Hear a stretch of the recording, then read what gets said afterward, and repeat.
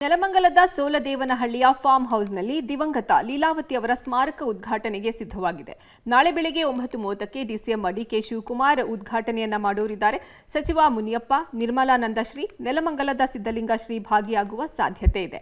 ಪುತ್ರ ಹಾಗೂ ನಟ ವಿನೋದ್ ರಾಜ್ ಅಚ್ಚುಕಟ್ಟಾಗಿ ಸ್ಮಾರಕವನ್ನ ನಿರ್ಮಿಸಿದ್ದು ಹೋಮ ಹವನವನ್ನ ನೆರವೇರಿಸಿದ್ದಾರೆ.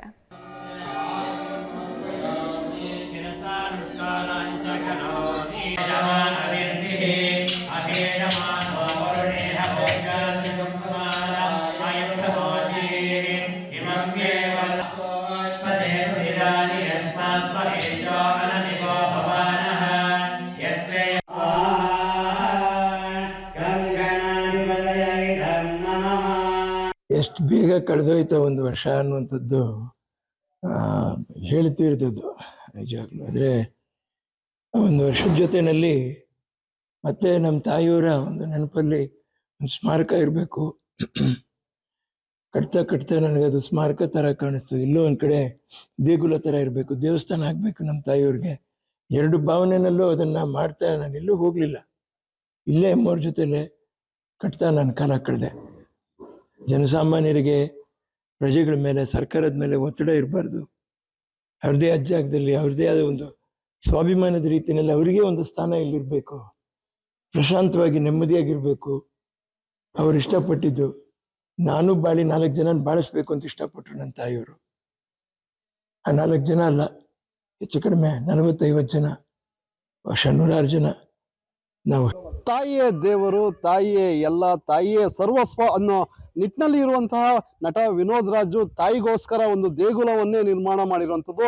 ನಾನೀಗ ನೆಲಮಂಗಲದ ಸೋಲದೇವನಹಳ್ಳಿಯ ಅವರ ಫಾರ್ಮ್ ಹೌಸ್ನ ಮುಂದೆ ಇದ್ದೀನಿ. ಈ ಫಾರ್ಮ್ ಹೌಸ್ಗೆ ಈಗಾಗಲೇ ಸುಂದರವಾಗಿ ತಾಯಿಯೇ ದೇವರು, ವರನಟಿ ಡಾಕ್ಟರ್ ಲೀಲಾವತಿ ದೇಗುಲ ಅಂತೇಳಿ ಪುತ್ರ ವಿನೋದ್ ರಾಜು ಸ್ವಂತ ಪ್ರಯತ್ನದಿಂದ ಮಾಡಿಸಿರುವಂತಹ ಒಂದು ಈ ಕಟ್ಟಡ ಇದಾಗಿರುವಂಥದ್ದು. ಒಂದು ದೇವಾಲಯದ ರೀತಿಯಲ್ಲೇ ಯಾವೆಲ್ಲ ವಸ್ತುಗಳನ್ನ ಮತ್ತೆ ಈ ದೇವಾಲಯದಲ್ಲಿ ಅವರ ಸಣ್ಣ ವಯಸ್ಸಿನಿಂದ ಹಿಡಿದು ಹಿರಿಯ ವಯಸ್ಸಿನ ತನಕ ಇರುವಂತಹ ಫೋಟೋ ವಿನ್ಯಾಸಗಳನ್ನು ಸಹ ಈ ದೇಗುಲದಲ್ಲಿ ನಿರ್ಮಾಣ ಮಾಡಿಸಿರುವಂಥದ್ದು.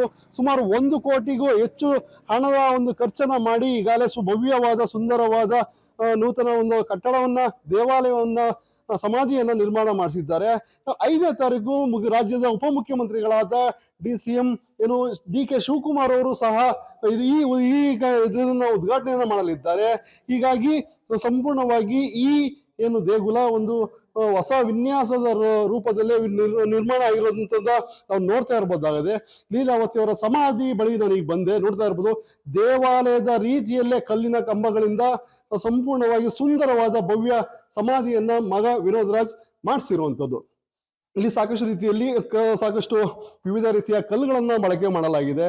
ನೋಡ್ತಾ ಇರ್ಬೋದು, ಒಂದು ಬಿಳಿಯ ಕಲ್ಲಿನ ಇದನ್ನ ಸಮಾಧಿ ಮೇಲೆ ಹೊದಿಸಿರುವಂಥದ್ದು, ಅವರ ಫೋಟೋವನ್ನ ಅಲ್ಲಿ ಇರುವಂಥದ್ದು ಈ ರೀತಿಯಲ್ಲಿ ಒಂದು ಮೇರು ನಟಿಯ ಒಂದು ಚಿತ್ರವನ್ನ, ಒಂದು ಭವ್ಯವನ್ನ ತನ್ನ ಮಗ ಅವರ ಆಸೆಯಂತೆಯೇ ಒಂದು ನಿರ್ಮಾಣ ಮಾಡಿರುವಂಥದ್ದು ನಾವು ನೋಡ್ತಾ ಇರಬಹುದಾಗಿದೆ. ನೆಲಮಂಗಲದ ಸೋಲದೇವನಹಳ್ಳಿಯಲ್ಲಿ ಈಗಾಗಲೇ ಎಲ್ಲಾ ರೀತಿಯ ಸಿದ್ಧತೆಗಳು ಸಂಪೂರ್ಣವಾಗಿ ಮುಗ್ದಿರುವಂಥದ್ದು. ಗುರುವಾರ ಈ ಸಮಾಧಿಯನ್ನ ರಾಜ್ಯದ ಉಪಮುಖ್ಯಮಂತ್ರಿಗಳು ಉದ್ಘಾಟನೆ ಮಾಡಲಿದ್ದಾರೆ. ಸಾಕಷ್ಟು ನಟ ನಟಿಯರು ಸಹ ಇಲ್ಲಿಗೆ ಬರುವಂಥದ್ದು. ಈ ಕಾರ್ಯಕ್ರಮದಲ್ಲಿ ಸಾಕಷ್ಟು ಜನ ಸೇರುವಂತ ನಿರೀಕ್ಷೆ ಕೂಡ ಇರುವಂಥದ್ದು. ಪಬ್ಲಿಕ್ ಟಿವಿಗಾಗಿ ಪ್ರಕಾಶ್, ನೆಲಮಂಗಲ.